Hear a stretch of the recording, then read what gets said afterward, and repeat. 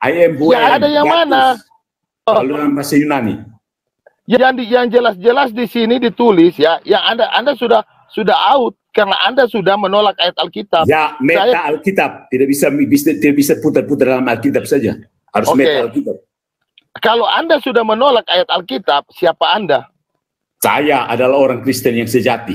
Mana bisa Anda di sini? Saya adalah orang Kristen yang sejati. Sayalah yang mengkanon kitab suci. Saya interupsi dulu deh. Saya interupsi dulu begini loh, Bill.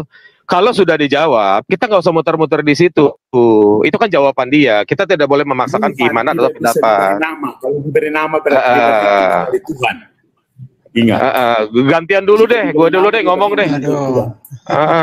Jangan nggak begitu diskusinya. Kalau Tuhan punya nama berarti saat itu dia berhenti menjadi Tuhan. Ya, oke. Itu pendapat ya. Jadi kan kita begini, Romo. Kita masing-masing punya pendapat ya, Romo ya. Jadi anggap dulu ini subjektivitas. Nah, jadi begini Romo. Itu Romo. Romo kenal saya nggak? Enggak kali ya.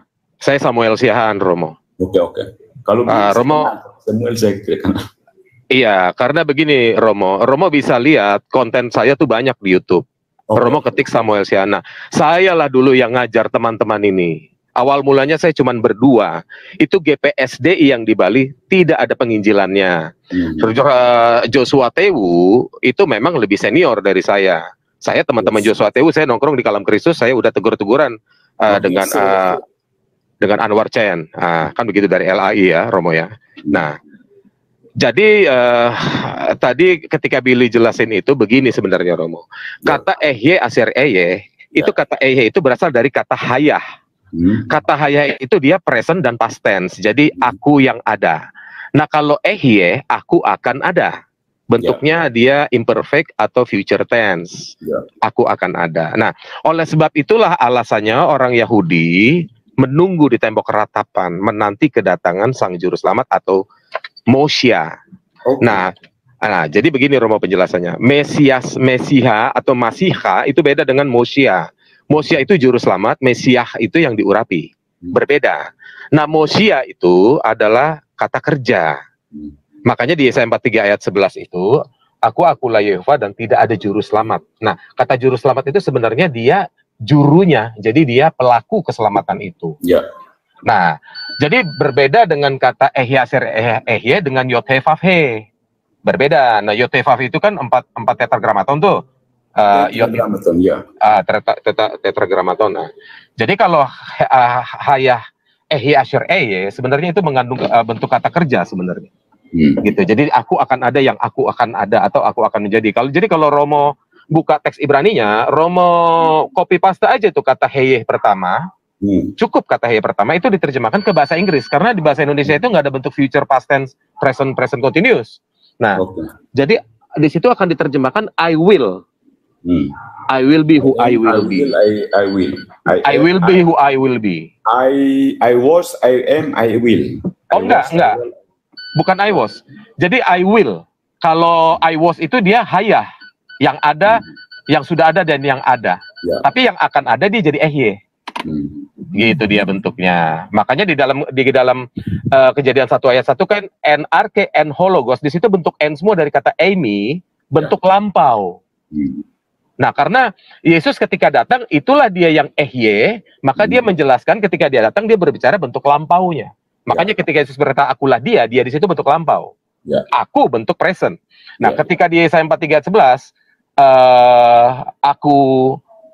aku tetap dia, misalnya akulah dia. Nah, maka di perjanjian lama ketika Yehova yang kita oneness anggap ini adalah Yeshua itu sendiri, dia berkata, dia di situ present. Tetapi bukan present, future tense akan datang. Tetapi ketika Yesus datang, dia berbicara dia kepada yang masa lampau.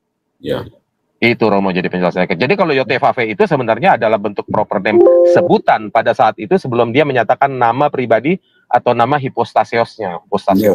Saya selalu tidak setuju. Kalau Tuhan punya nama, berarti Tuhan berhenti menjadi Tuhan. Berarti kalau Yesus bagaimana Romo?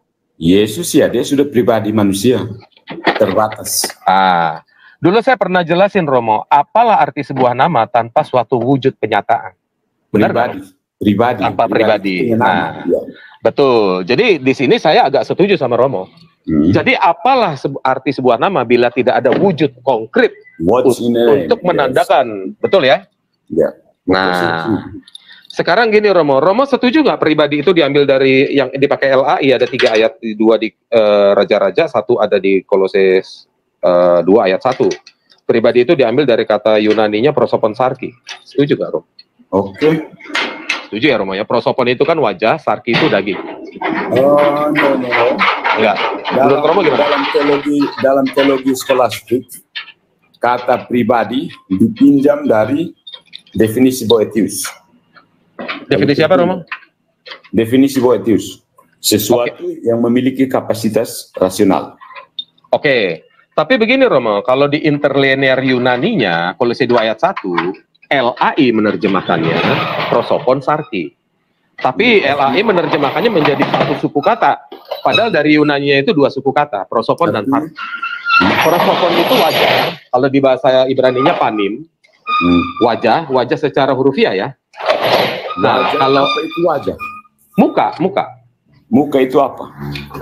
Ya, yang ada matanya, ada hidungnya, ada mulutnya, Rom. Oke. Karena kan di Keluaran 33 ayat 11 kan, lalu Yehova berbicara kepada Musa, berhadapan muka, di situ pakai kata panim. Oke. Seperti berbicara kepada temannya. Jadi, itu nggak boleh ditolak. Nah, karena begini, Tritunggal pun menggambarkan Bapa itu punya wajah. Jadi hal itu nggak boleh ditolak. Itu bukan alegoris, Romo, bukan arti kias, tapi memang hurufiah. Kata panim dan prosopon sarki ke Yunaninya, Ibraninya panim. Nah, jadi itu Romo yang namanya pribadi. Menurut interlinear, bukan tafsiran. Nah, artinya kalau memang begitu, menurut Wanes, Allah hanya punya 1 pribadi. Karena di dalam Ibrani 1 ayat 3, ia Allah adalah satu pribadi, kan? Kalau diambil putra itu datangnya dari mana? Begini penjelasannya Romo. Kenapa saya bilang Allah itu punya 1 pribadi? Karena dalam Ibrani 1 ayat 3, ia adalah gambar wujud Allah. Hypostasios. Nah, ia di situ singular Romo. Mengacu kepada Yesus. Jadi daging anak manusia. Tuhan itu singular kan, Tuhan itu bukan jamak. Loh bukan, ianya di situ kan kepada Yesus Romo. Ya. Maka dia singular. Yesus singular. Ya. Nah, jadi ia di situ mengacu kepada gambar wujud Elohim. Hipostasisnya cuma 1. Ya. Nah, kalau dia hipostasisnya 3, maka gambar wujudnya 3. Nanti jadi triteis Romo. Tidak bisa. Karena triteis itu 3 Allah. Tapi Tritunggal itu 3 pribadi, bukan 3 Allah. Nah, itulah makanya ini kan masalah definisi sekarang Romo. Ya, 3 pribadi, persona.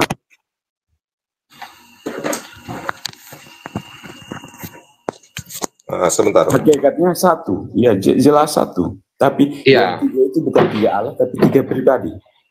Iya, oke. Itu kan menurut pengertian Romo, kata pribadi yang didefinisikan adalah sebenarnya ke oknum ya. Kapasitas rasional, sesuatu yang punya kapasitas rasional. Jadi kan kalau pribadi itu oknum. Nah, karena kenapa saya bilang oknum dulu? Karena Bapa itu, yang Allah yang adalah roh, nggak bisa dikatakan pribadi. Karena dia kan realita abstrak, bukan realita konkret. Dia bukan hypostasis. Dia bukan pribadi. Dia tidak punya kapasitas intelektual. Bapa tidak punya kapasitas intelektual. Begini, Romo. Ini kan masalahnya sekarang di terjemahan, di definisi kata, diksi, ini masalah diksi, Romo. Ya. Nah, roh nggak bisa kita katakan pribadi. Kalau menurut roh apa? Begini kan, pribadi itu punya kapasitas rasional. Apakah roh Allah itu tidak punya kapasitas rasional? Punya, tetapi tidak dikatakan pribadi. Nah, itu maka disebut pribadi. Ya, cuman maksudnya gini, saya mengerti maksud Romo. Oke. Cuman mohon maaf Romo, semua kata pribadi itu hanya diterjemahkan LAI dari kata rupa wajah dalam daging, Romo. No, harus kembali ke bagaimana orang menjelaskan Tritunggal itu. Persona itu dipinjam dari definisi Boethius. Betul, cuman kan ini kita bukan bicara doktrin dogma, tapi kita bicara konteks terjemahan teks asli. Itu dulu Romo. Maksud Maksudnya? saya begitu. Ya, Dogma dan konteks asli itu bedanya di mana? ya sekarang begini, kalau kita terjemahannya salah, maka apa yang kita baca salah, sehingga apa yang kita ajarkan menjadi salah, yang kita imani jadi salah. Bagaimana kalau kita meminjam filsafat yang ada? Akal budi. Kita Oh, memakai filsafat. akal budi. Bagaimana kalau kita meminta bantuan akal budi? Apakah tidak boleh? Oh boleh, boleh. Oh boleh, oke. Nggak masalah itu. Ya, ya. Nah, cuman masalahnya kan di sini kan Romo, terjemahannya itu Romo. Kayak misalnya saya ambil contoh ya Romo ya, kata roh insani. Oke. Nah, insani itu berasal dari bahasa Arab Romo. Jadi kita tidak perlu menambahkan kata roh pada kata insani. Karena insani itu dari bahasa Arabnya adalah roh manusia. Bukan daging, bicara insani itu bukan bicara daging, tapi bicara roh manusia. Jadi menuliskan roh insani nggak perlu, sebenarnya cuma insani aja cukup. Oke, itu masalah diksi. Oke, saya setuju. Masalah diksi sebenarnya Romo. Ya. Nah, inilah inilah yang saya luruskan, masalah diksi ini dari dulu awal saya. Mak begitu juga dengan kata pribadi. Kalau Romo ke KBBI, pribadi perseorangan diri. Nah, KBBI tidak tepat mengatakan pribadi yang dimaksud oleh teologi. Oke, tetapi masalahnya di LAI menerjemahkan kata pribadi dari kata Yunani hupostas, apa namanya? Bukan hupostasios, apa namanya? Prosopon sargi. Prosopon, ya. Prosoponnya bukan prosopon doang, Romo. Prosopon sargi. Nah, terus Ibrani menerjemah Ibrani dari kata panim yang LAI ambil untuk diterjemahkan menjadi pribadi. Nah, jadi kalau kita lari ke interlinear teks asli, kita nggak boleh ya pribadi itu rupa yang konkret dalam daging, wajah dalam hal ini. Itu loh Romo, makanya kita mengatakan Yesus itu adalah bait Elohim kan di Ibrani 1 ayat 8 tentang anak ia berkata tahtamu ya Allah. Hakikatnya itu Elohim, hakikatnya Elohim. Iya, hakikat itu kan bahasa Arab Romo dari kata hakikah. Ya, esensi. Artinya kenyataan sebenarnya. Esensi, ya. Hakikat itu kenyataan sebenarnya. Substansi. Saya Romo, saya di Maroko 5 tahun, di Middle East 5 tahun. Saya nanya sama orang Arabnya, masalah etimologi bahasa mereka. Nah, filologinya kan dari Arab. Etimologinya, hakikat artinya kenyataan yang sebenarnya. Nah, saya nggak apa-apa banyak ngomong dikit ya Romo ya. Oke, saya mendengarkan. Terus, dulu Bapak Gereja abad 196 Tertullianus mengatakan rumusan awalnya itu una substantia tres personae. Belum ada diskresi non separate distingsi non divisi, belum ada. Nah, kata substansia itu tidak bisa disinonimkan dengan kata hakikat. Nggak bisa, Romo. Karena?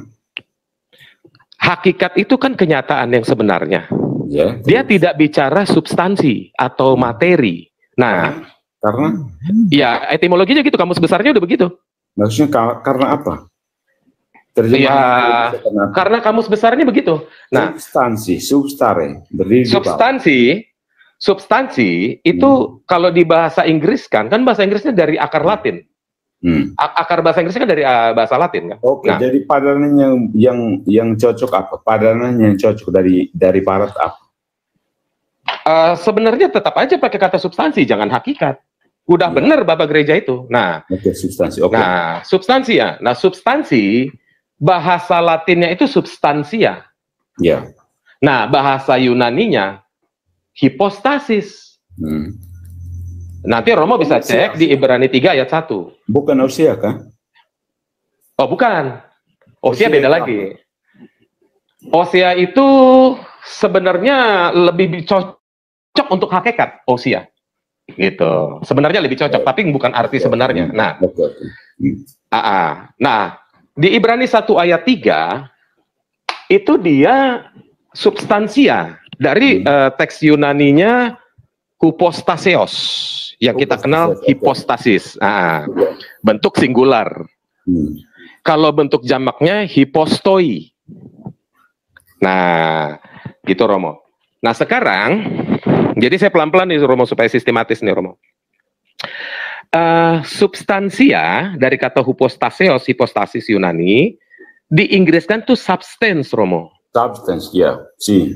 Substance itu artinya secara umum adalah materi atau bahan. No. Materi. Enggak, secara umum kamus besar. Secara umum kamus besar. Itu kan metafisika. Kalau Romo beli obat, atau beli ciki, beli taro, atau beli citato, itu kan ada di belakang substance. Iya, atau tapi ingredients. Saya belajar fisika Aristoteles misalnya substansi bukan materi. Iya, tapi kamus besarnya begitu. Nah ini sekarang begini Romo. Tahun 196, ketika Tertullianus membuat rumusan una substantia tres personae, kalau singularnya persona Romo ya. Nah, substansianya dulu kita bahas. Nah, kan si Tertullianus ini praktisi hukum, sama sastrawan, orang Kartago, Tunisia. Nah, jadi dia mengatakan memakai kata una substansia, satu substansi, dia merubah kamus besar kata substansi itu, bukanlah bahan, tetapi hak milik atau kepemilikan. Jadi dirubah, dia iya, nanti Romo bisa baca di Runtut Pijar. Karena saya lebih ke Thomas Aquinas. Menurut Thomas Aquinas apa? Substance, sesuatu, hakikat, esensi. Thomas Aquinas tahun berapa Romo? 15-an. Waduh, jauh Romo. Iya. Jauh. Dia menjelaskan secara ini tuh. Itu udah jauh. Iya, dan abad segitu Erasmus Desiderius itu pun harus disekolahin dulu bahasa Yunani oleh Paus Leo X. Iya, Kapadokia. Nah, iya. Jadi substansia dalam kamus besar bahasa Yunani dari kamus besar bahasa Latin itu adalah materi atau bahan. Nah, tapi sama Tertullianus dirubah maknanya. Tapi dia meminjam kata itu. Menjadi artinya hak milik, kepemilikan. Hak itu. Saya tidak, I don't get it. Nanti saya jelasin dulu di tres personenya biar Romo ngerti. Jadi di tres persone tiga pribadi ini, Tertullianus merubah lagi kata persona ini atau persone jamak ini, bukan seperti saya, Romo Patris sama Bro Mr. Black misalnya. Bukan pribadi seperti kayak kita begini. Bukan tiga hipostasis, bukan kayak Romo Dale tiga hipostasis jadi triteos dia. Nah, tapi tiga pihak dalam tiga perkara. Atau tiga oknum dalam tiga perkaranya masing-masing. Nah, per pihak atau per pribadi ini, per persona ini memiliki esensi kealahan. Makanya Allah tadi disebut substansia yang diartikan kepemilikan. Nah, ingat, karena Tertullianus ini diundang untuk menyelesaikan, meredakan pertikaian yang terjadi pada saat itu ketika tritei berhadapan dengan unitarian, berhadapan dengan triuna atau tritunggal. Nah, jadi disatukan pandangan itu dan menghasilkan una substantia tres personae. Jadi tiga pribadi di sini adalah tiga pihak dalam perkaranya masing-masing. Mekanismenya begini Romo, mekanismenya. Bapa hanya mengerjakan perkaranya sendiri. Tidak boleh mengerjakan perkara anak dan Roh Kudus. Begitu juga anak dan Roh Kudus hanya mengerjakan perkaranya masing-masing. Contoh, Bapa sebagai sang sumber tidak boleh mengerjakan perkara anak sebagai penebus dan disalib. Itu harus diterima sama Tritunggal, nggak bisa nggak? Karena Tritunggal tidak bisa menerima ajaran patripasionis. Patripasionis itu bidat. Ya, maka Bapa hanya mengerjakan perkaranya sendiri. Anak mengerjakan perkara keselamatan yang disalib, mati dan dibangkitkan. Roh Kudus diutus untuk menyertai sampai kepada akhir zaman supaya manusia tidak yatim piatu dan mengajarkan segala sesuatu yang Yesus katakan. Itulah Tritunggal sejati. Abad 4, 350. Di abad 2 Romo, abad 2 akhir sampai masuk abad 3 awal, itu yang menang voting itu Unitarian. Makanya Kaisar menang voting maksudnya? Menang voting secara universal, secara mayoritas. Itu konsili apa itu? Wah, kalau konsilinya, berarti sebelum Nikea. Konsili apa? Konsilinya saya nggak tahu, saya belum telusuri ke Tidak konsilinya. ada Unitarian tidak pernah benar. Tapi begini Romo, menurut cerita, menurut data yang saya baca, Konstantin itu kan anak Konstantin Agung tuh, yang tadinya jenderal terus jadi kaisar, memisahkan diri di akhirnya dari Romawi Barat. Nah, Konstantin itu dibaptis dengan baptisan Unitarian. Dari siapa itu datanya? Datanya nanti Romo baca di runtut Yang pijar. maksudnya Unitarian itu maksudnya apa? Unitarian ya akar-akarnya Nestorian, Nasrani, Itu Kristadelphia, kan Saksi belum Yehova. jelas kan, jadi orang Eusebius. baptis begitu saja kan? Orang Sekarang modern begini. mengimpos ke belakang. Sekarang begini Romo. Romo tahu Eusebius sama Arius kan? Kenapa mereka? Eusebius ini uskup bukan Romo? Ya, kenapa? Pada waktu itu posisi di Katolik kan? Maksudnya? Eusebius itu kan dari keuskupan Romawi Barat kan? Iya, maksudnya? Artinya begini Romo. Jadi di dalam kekatolikan sendiri pada saat itu terjadi adanya lebih dari satu pandangan, bukan cuma triuna. Iya, selama sepanjang sejarah banyak pandangan. Tapi selalu ada ini appeal to authority itu. Iya, triteisnya ada, triuna ada. Itu ada, tapi ada cara penyelesaian, bukan tidak ada cara penyelesaian. Iya, maksud aku bukan soal penyelesaiannya. Artinya di dalam tubuh kekatolikan pada abad itu, abad 2 jadi, awal. Itu hanya Katolik sebelum ini 1500 tahun itu Katolik saja. Oke, itu saya anggap sebagai subjektivitas dulu dari Romo ya, karena kita boleh nggak sepaham dong, kan gitu. Nah, itu aja Romo. Jadi kita kembali tadi bahwa Tritunggal 3 pihak dalam 3 perkara. Maka una substantia tadi dirubah makna kamus besar bahasa Latinnya menjadi kepemilikan dari ketiga pribadi itu. Makanya akhirnya si yang di abad 15 bilang itu jadinya hakikat atau ousia. Begitu Romo. Nah sekarang kalau saya ambil secara mentah, secara kamus besar, kalau dia di situ una substansia, maka satu bahan, satu materi. Masuknya ke Ibrani 1 ayat 3. Ia adalah gambar wujud. Makanya Yohanes 1 ayat 14, hologos sarx egeneto. Nah, maka ada dikatakan lagi ensarki atau incarne bahasa Latinnya, inkarnasi, masuk ke dalam daging. Tapi Yohanes 1:14 menjadi daging. Nah, jadi kalau daging ini kan materi, Romo. Benar dong? Nah, maka kalau daging ini materi atau bahan, maka masuk tadi una substansia. Kalau misalnya Yohanes memakai rumusan ini. Nah, una substansia, substansianya jangan dirubah, harus sesuai dengan kamus besar bahasa Latin. Maka satu bahan, satu tubuh, satu bait. Itu. Nah, jadi makanya di Ibrani 1 ayat 8 dikatakan Bapa berkata di situ, ia adalah gambar wujud Allah. Nah, jadi bukan di sini Bapa berkata-kata kepada Bapa, tetapi memang bisa seperti itu, kayak di Keluaran 34 ayat 5 dan 6, turunlah Yahweh dalam awan, berdiri dekat Musa, lalu berseru kepada Yahweh yang di langit. Karena Elohim kita itu adalah roh yang memenuhi langit dan bumi. Nah, jadi dia bisa menempati 1 juta ruangan, menyertai 1 juta orang, tanpa harus gantian gitu Romo. Tanpa harus mengosongkan yang ada di surga itu. Inilah yang saya jelaskan kepada teman-teman mulai dari 8 tahun lalu. Nah, jadi satu substansia benar, yaitu dagingnya. Nah, makanya Yohanes 1:14 mengatakan menjadi daging. Lalu tres persone itu kita nggak pakai tres persone. Kalau misalnya kita mau pakai 3 di situ, itu bukan persone. Karena personenya ya substansia itu. Nah, Ibrani 1 ayat 3. Persone substansia bagaimana? Karena kan persone ini kan pribadi. Kalau secara kamus besarnya nih, kayak saya, Romo Patris, sama si Mr. Black. Nah, tapi kita di sini tiga substansi jatuhnya. 3 bahan. Iya, memang kita substansi, tapi kalau 3 hipostasi. Maksudnya ini penjelasan buat Wanesnya dulu, Romo. Jangan dibantah dulu. Nah, jadi kalau menurut Wanes, hipostasis Allah itu atau personanya Allah itu cuma 1. Karena menurut Ibrani 1 ayat 3, hanya Superman saja.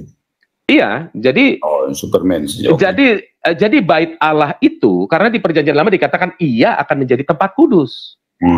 Nah, terlalu dikatakan di Ibrani ia masuk 1 kali ke dalam baitnya yang kudus. Lalu Ibrani 1 ayat 8, ia ada tentang anak, ia berkata bahwa tentang anak itu adalah tahta Allah. Jadi tahta di situ Ya. adalah substansi atau hipostasis. Jadi 3 persone di sini, personenya nggak kita pakai karena sudah diwakilkan di una substansia. Nah, 3 di sini, Substansi sama dengan persona kah? iya sama. Karena Ibrani 1 ayat 3 dengan Kolose. Substansi sama dengan persona itu maksudnya bagaimana? Kalau menurut Wanes, menurut Kamus Besar Bahasa Latin. Oke, Ah, kalau menurut Wanes, oke. Kalau menurut Wanes, menurut Kamus Besarnya, substansi itu bahan. Persone itu rupa dalam daging. Itu apa? Rupa dalam Menurut daging. Wanes, persona itu apa? Persone itu rupa dalam daging. Yang tadi di Rupa dalam daging, Kolose 2 ayat 1, itu definisi dari mana? dari prosopan sarki. Oke. Yang tadi. Sudah itu Wanes, oke saya terima. Nah, jadi Allah kita hanya punya 1 bait. Masuk Jadi, dia masuk sama 1 kali. Manusia. Allah kita Iya. sama. Jadi hanya Superman saja. Ya, terserah Roma. Maksudnya di sini saya katakan dulu pakai kata cangkang. Jadi atau bait. Jadi bait Allah itu ia telah masuk 1 kali untuk selama-lamanya ke dalam baitnya yang kudus. Nah, jadi kalau kita ambil 3-nya, di sini 3 gelar untuk dia. Jadi dia, Yesus adalah baik Bapa, baik Putra, baik Roh Kudus. Acuan ayatnya dari Matius 28 ayat 19, baptisan. Bunyinya begini, Romo. Baptis santos onomato patros, kaitu huios, kaitu hagios numatos.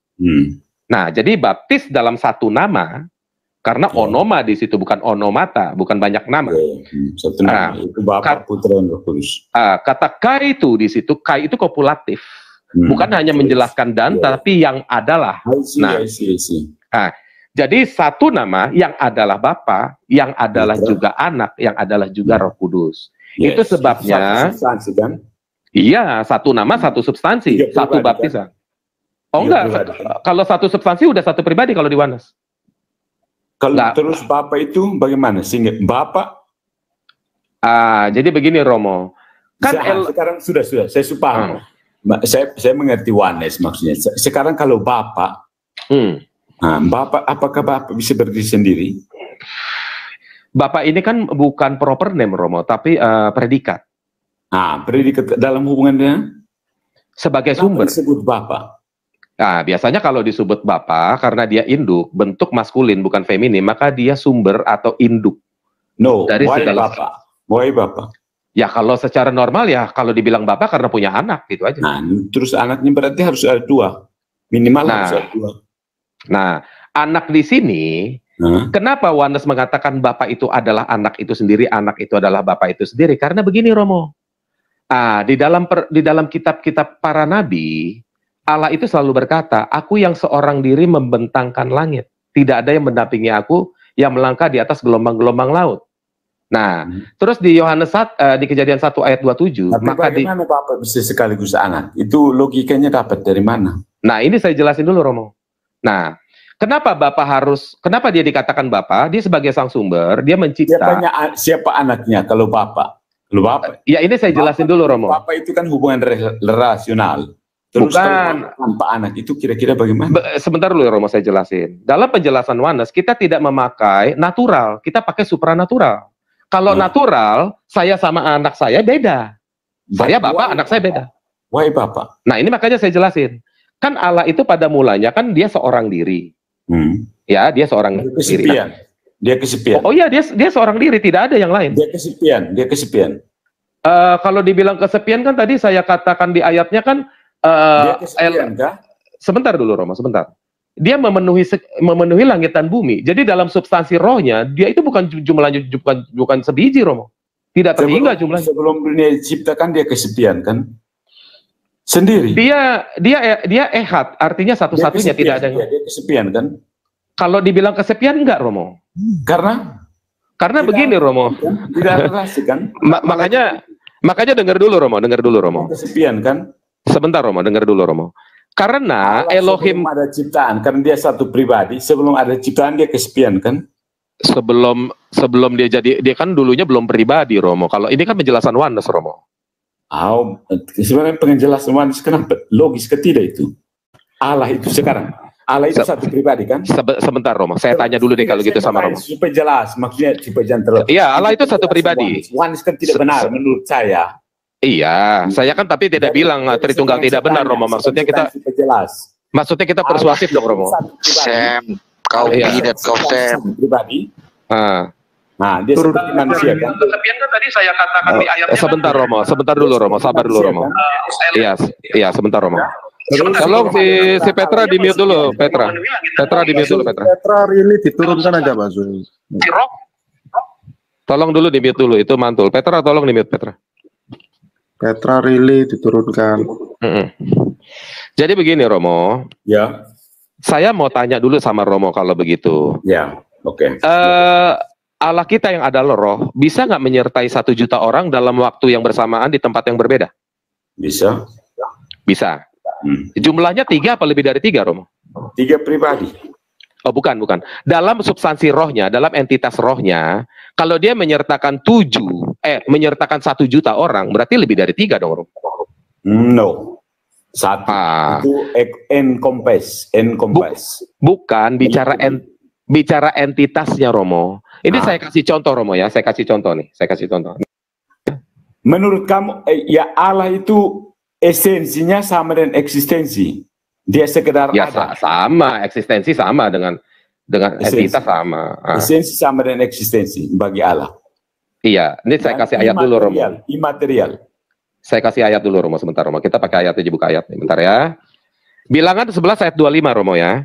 Lalu turunlah Yehova dalam awan dan berbicara kepada Musa, kemudian diambilnya sebagian dari roh yang hinggap padanya, hanya di situ Musa, dan Begini, ditaruh. Pak, Sebentar kalau dulu, kita Romo. mau bicara tentang Tuhan, harus bedakan. Tuhan dalam dirinya sendiri, kita mau bicara Tuhan dalam diri sendiri, atau Tuhan dalam hubungannya dengan dunia. Sebentar dulu Romo. Kita mana-mana. Iya, Kadang Tuhan sebentar. dalam diri sendiri, kadang Tuhan dengan dunia. Iya, sebentar. Sebentar dulu Romo, saya ini sudah biasa melakukan pardes Romo, yaitu pesat. Kita membaca dulu secara plain apa adanya. Ayatnya kita baca dulu ya Romo ya. Ayat. Oke. Bilangan 11 ayat 25. Sudah masuk ke dalam dunia. Allah itu sudah masuk ke dalam dunia. Sebentar dulu Romo, jangan ditafsirkan dulu Romo. Kalau kita meninggalkan dunia dan kembali ke Allah dalam dirinya sendiri. In itself. Bagaimana iya. bisa? Sebentar dulu Romo, kita baca dulu ayatnya Romo ya. Bilangan 11 ayat 25. Sabar Romo, sabar. Lalu turunlah Yehova dalam awan dan berbicara kepada Musa. Kemudian diambilnya sebagian dari roh yang hinggap padanya dan ditaruhnya ke atas ke-70 tua-tua itu. Ketika roh itu hinggap pada mereka, kepenuhanlah mereka seperti nabi. Ya. Ini jumlahnya 70 loh Romo. Ya. Enggak 3 Romo. Jumlah roh Allah itu enggak 3. Sekedar Allah. Substansinya satu. Allah itu pribadinya dan itu imaterial, tidak bisa dijumlahkan. Allah itu kita nggak bisa bilang pribadi dalam roh. Kenapa? Karena apa? Karena pribadi dalam kamus besarnya itu rupa dalam daging. No. Pribadi Ya, itu. maksud bukan itu. Ya kalau Romo nggak setuju silakan rubah kamus besarnya Pribadi dong. adalah kapasitas rasional. Iya, sekarang Ada kapasitas rasional dalam Allah. iya sekarang di sini Romo. Putra dan Roh Kudus. Iya, kekuatan saya di sini ada di teks Ibrani dan Yunani. Kekuatan saya adalah pada diri Allah sendiri. In itself. Ya itu subjektif Tidak Romo. bisa kau menggugurkan Samuel. Akal budi. Kau menggugurkan Bapak Samuel. Makanya Kau bidat Zulfikar Samuel. tolong si Rili ini. Rili diturunkan, Pak Sul. Kesulitan. Pak Zul, bentar saya telepon dulu Pak Zul. Karena orang ateis tidak Pak Sul. percaya kitab Anda. Rili diturunkan Pak Kenapa Zul. kalian ini semua ingin menggugurkan Bapak? Zul, Pak Zul.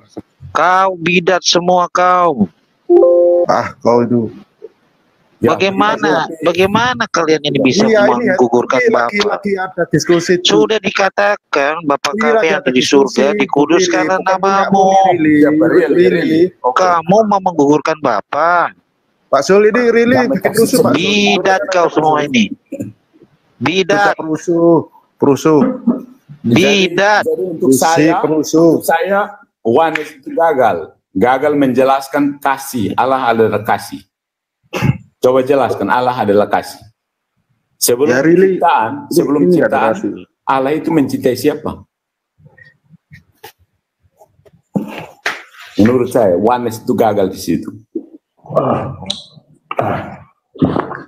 Tidak usah main di ayat, kita main langsung di Tuhan saja.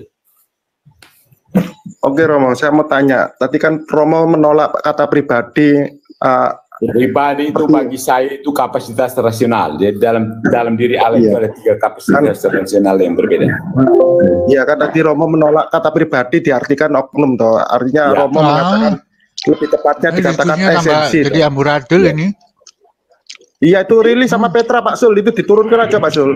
Ya udah semuanya tak turunin aja lah kecuali Sam sama Ini ini aja ya. Ini netral. Ya, Maaf, tak turunin aja semuanya. Turunin dulu semua, Pak.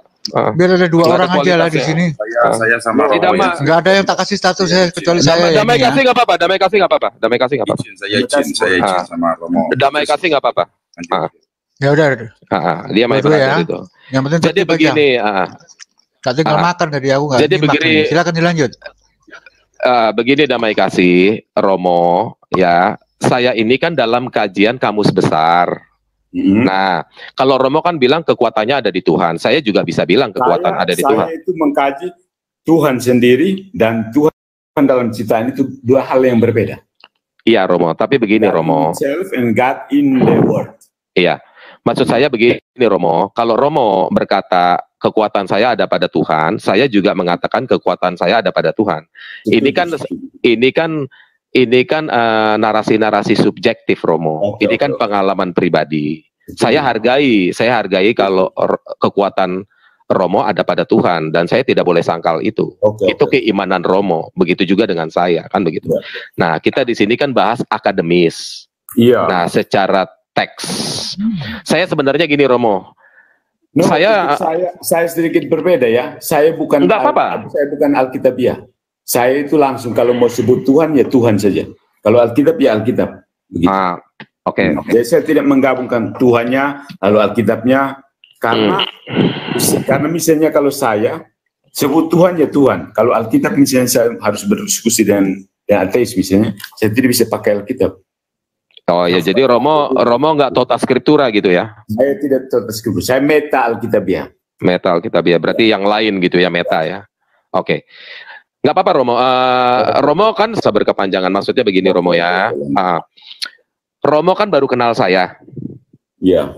Saya mau tanya sama Romo. Setelah kita berdiskusi yang pendek ini, menurut Romo, saya ini orangnya seperti apa ketika berdiskusi? Kamu orangnya yang mau mencari tahu, itu sih. Teratur? Not really. Not really. Ada mana-mana sedikit. Oke. Gak apa-apa Romo. Okay. Nanti kalau Romo lihat video saya orangnya santai, tenang. Oke. Saya mau debat dengan RT 6, itu Zuma itu dulu udah lawan saya dari pertama kali dia jadi apologet. I see. Saya diundang 2 kali oleh Atauhid pertama, kedua oleh Gus Betik, ada Ustadz Kainama, ada Ibu Atika. Nah, waktu di Yogyakarta dengan Atauhid itu ada Manahem Ali, Romo. Romo kenal nggak Manahem Ali? Saya kenal di awal-awal. Kan dia kan suka membawa filologi etimologi. Iya, kelihatan filologis. Ya. Ketika itu waktu ada Donditan di Jogja, dia nggak mau berdebat dengan saya. Nah, saya diserahkan berdebat dengan yang paling jagonya mereka, yaitu Ustadz Rizky jebolan dari Al-Azhar Mesir. Ketika dia menanyakan, Allah bukanlah manusia sehingga dia berdusta, bukan anak manusia. Dia pakai ayat itu. Nah, di situ ada Manahem Ali, Romo. Nah, saya bilang sama dia, apakah Manahem Ali tidak mengajarkan kamu etimologi dan filologi? Sehingga kamu membacakan ayat terjemahan LAI yang sebenarnya etimologinya salah, terjemahnya salah. Iya. Nah, jadi saya ini kalau Romo berdiskusi dengan saya akan lari ke situ. Karena begini, kita dalam melakukan pardes yang dilakukan oleh para rabi, itu harus dulu membaca secara plain. Nah, ketika membaca secara mentah apa adanya, kita baca hurufiahnya, itu harus diakurasi dulu, karena kita bukan orang Yahudi. Nah, kita ini orang Indonesia yang harus menerjemahkan dulu bahasa itu. Nah, jadi saya ini 7 tahun lalu, saya teriak-teriak Romo, mengkritik LAI bersama kepada Joshua Tewu ke Anwar Chen. Sehingga Anwar Chen mengirimkan 13 lembaran jawaban LAI kepada saya khusus, tidak kepada orang lain. Tetapi yang dia jawab cuma masalah kata Allah di dalam Alkitab. Kalau Apa saya kritiknya? Beberapa kritik itu apa? Wah, kritik saya banyak, Romo. Cuman yang dijawab bukan yang saya tanya. Saya nggak peduli kata Allah di Alkitab karena itu hanya sebagai predikat, bukan proper name daripada Tuhan kita. Tapi Anda mengangkat diri sebagai apa? Kalau Anda sendiri menyebut diri sebagai apa? Saya apologet, saya penginjil jalanan, Romo. Oh, gitu. Okay. Saya di Middle East 5 tahun, di Maroko 5 tahun menginjili Muslim saya. Menginjili orang Yahudi juga. Oke. Saya kerja di luar negeri total 15 tahun, Romo. Oke. Saya baru balik tahun lalu bulan Maret dari Amerika. Nah, jadi saya banyak bergaul dengan orang Kabbalah waktu di Maroko 5 tahun dengan orang Askenazi. Nah, begitu. Dan bos saya itu orang Yunani yang udah tua, yang cukup lumayan tahu dia bahasa-bahasa koine, Yunani kampung. Dia tahu, lumayan. Nah, saya banyak belajar sama dia. Nah, jadi itu Romo. Jadi kalau saya berdiskusi, saya mengambil sisi ininya dulu, apa namanya, interlinearnya dulu dari teks asli. Oke, tapi karena kalau saya pribadi, saya meta Alkitabiah. Saya tidak. Saya hargai Romo. Saya bukan ahli tafsir ya. Saya bukan ahli Bible. Bukan kompetensi saya. Aku juga bukan ahli tafsir. Aku mempelajari teks aslinya gitu Romo. Nah, leksikonnya. Nah. Jadi kalau leksikon ini kan sebenarnya nggak bisa didebat Romo, karena dalam daftar kamus besar itu udah ada daftarnya semua. Nggak boleh kita ngarang suatu definisi kata yang baru, nggak boleh. Saya sering menghindari diskusi-diskusi Alkitabiah karena saya lebih ke meta Alkitabiahnya. Saya hargai Romo meta Alkitab karena dalam kajian Pardes Romo itu sedang menyatakan bahwa Romo masuk ke shotnya, sesuatu yang rahasia, ilham Roh Kudus, kan begitu. Nah, jadi dalam kajian Ibrani itu ada 4 Romo dalam mempelajari kitab suci. Sebenarnya nggak ada kitab suci dalam Alkitab Romo setelah saya cek. Kalau Romo ketik kata kitab suci itu keluar semua dalam LAI atau dalam kitabnya Romo Katolik ya. Itu keluar kata kitab suci. Itu sebenarnya salah terjemahan semua kata kitab suci. Sebenarnya skriptura. Atau dalam bahasa Ibrani itu ketif, tulisan. Atau yang menjadi bahasa kita sekarang kitab. Kitab tuh artinya tulisan, bukan buku. Nah, jadi saya pelajarin semua yang tertulis dulu. Karena cuma dari situ saya bisa belajar. Nah, masalah shot atau ilham Roh Kudus itu subjektif. Oke, tapi saya lebih ke ini, akal budi, bukan wahyunya. Loh iya, kita harus pakai akal budi, kita harus pakai filsafat, keterampilan berpikir. Itu sudah pasti, saya belajar filsafat. Gitu. Akal budi, saya lebih kalau sudah sampai ke wahyu, saya lebih mempercayakan kepada orang lain yang punya kompetensi. Itu makanya kalau saya ke media sosial seperti ini, saya tidak sibuk dengan ayat-ayat karena itu bukan kompetensi saya. Oke. Jadi saya agak mau menghindarkan dulu dari masalah yang tadi karena udah terlalu muter-muter Romo ya. Apa-apa ya. Saya paham. Dari penjelasan kamu saya sudah bisa paham posisi kamu di mana.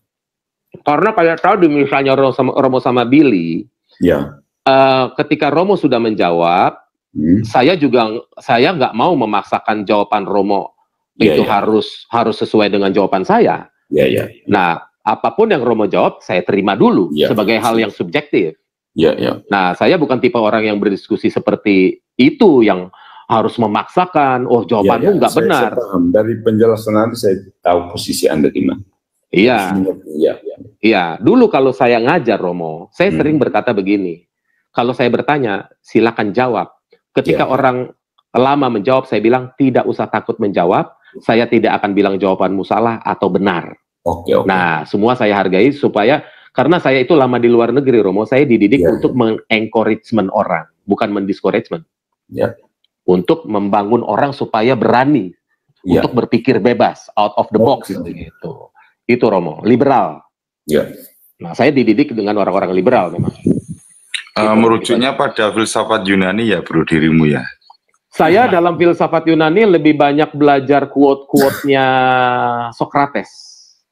Kalau saya Plato dan Aristoteles. Nah, Romo tahu nggak kenapa Socrates dibenci sama orang-orang agamisnya Yunani? Tahu nggak kenapa Socrates dibenci? I know something. Kira-kira yang Romo tahu apa? Ya, karena dia apa itu sama seperti kamu. Bukan Romo.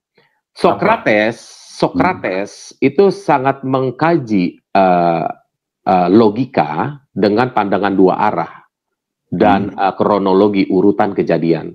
Jadi gara-gara Sokrates punya pemikiran ini, dia dianggap menyebarkan faham ateis. Ateis, ya. Pengadilan Sokrates kan? Iya, jadi banyak orang yang dulu bilang sama saya, wah kamu jangan baca-baca Sokrates nanti jadi ateis. Sokrates itu penting. Iya, tetapi saya salut sama Sokrates karena ketika saya baca quote-quote-nya dia, make sense semua, masuk akal. Ya. Kalau soal ateis atau enggak itu kan subjektif orang. Setuju. Itu Romo, saya belajar dari Sokrates dan memang hal itu saya pakai untuk berdebat. Oke, setuju.